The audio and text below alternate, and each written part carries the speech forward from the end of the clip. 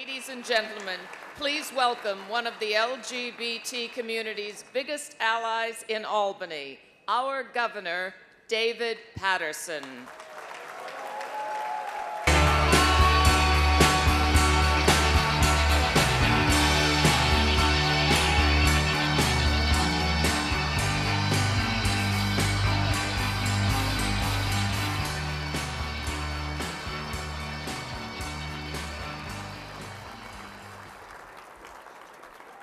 Good evening, and thank you for joining the Empire State Pride Agenda on this wonderful annual dinner. The arc of history is long, but it bends toward justice. Those words spoken by Reverend Dr. Martin Luther King probably have no greater meaning than they would at this dinner in this particular year. Last year, as we celebrated Pride here at this dinner, you could not hold back the confidence, the adulation, and the enthusiasm that all of us felt, because at the time we thought we were weeks before passage of marriage equality into law in the state of New York. That did not work out. But 11 days later, the chagrin and the disappointment was somewhat tempered when the governor of the state of New York issued an executive order banning discrimination based on gender or expression here in New York State.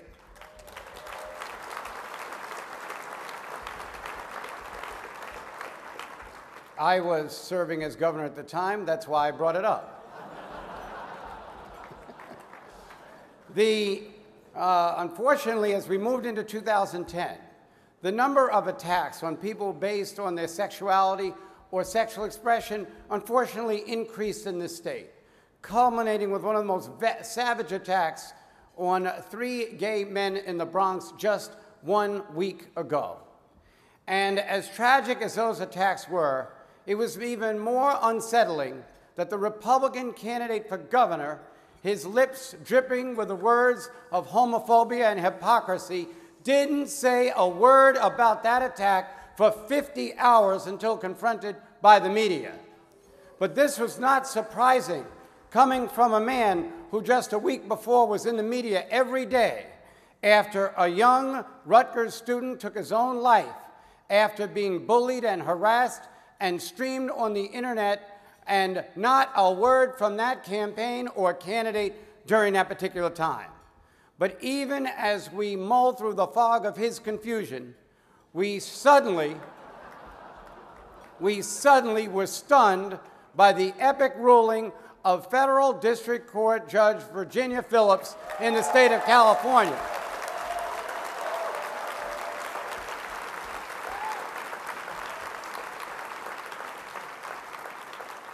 She has banned the use of Don't Ask, Don't Tell worldwide.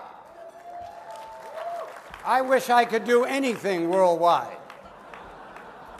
And even though the Justice Department is appealing and legal scholars challenge her decision, she has placed squarely on the table the issue of gay and lesbian, bisexual, and transgender people who serve us fighting for our freedoms in foreign service and can't get them in the service or even when they come back home. And so as we move through this continued battle, as we move toward justice, we are aware that just in the past few weeks, in addition to the unfortunate incident that occurred involving Tyler Clementi, that another New York student, unfortunately, who hailed from Monticello, New York, took his own life while at Johnson & Wales College in the state of Connecticut, and Raymond Chase lost his life. In addition, there was the suicide of Billy Lucas in the state of Indiana, and that of Justin Aberg in California. 2 13-year-olds, one named Seth Walsh from the state of Minnesota, and also Asher Brown from the state of Texas.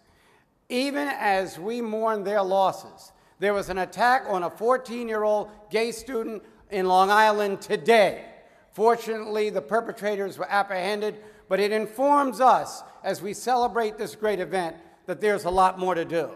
a lot more about bullying, a lot more about the way students are treated in our society. But fortunately, just within the past month, we have signed a bill allowing dignity for all students in New York State.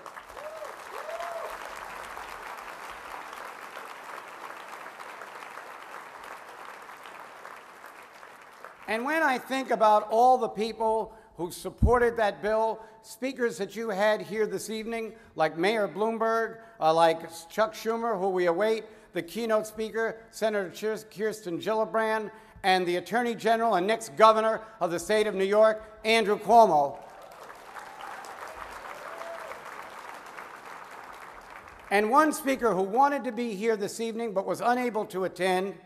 He has been a fighter for LGBT issues. He's been a fighter for those issues since the beginning of his public service career, and he is the controller of the state of New York, Tom DiNapoli.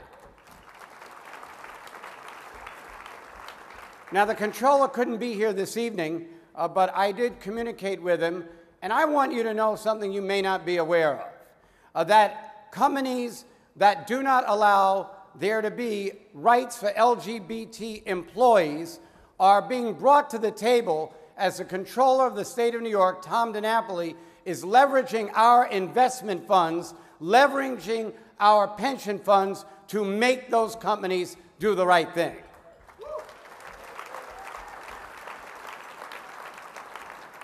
But as we fought to restore dignity for students, to all students in the state of New York, the steadfast discipline, criticism, and honesty, the advocacy and dedication, and all of the sweat and tears that went into passing that law could be summed up in 2 words: Ross Levi.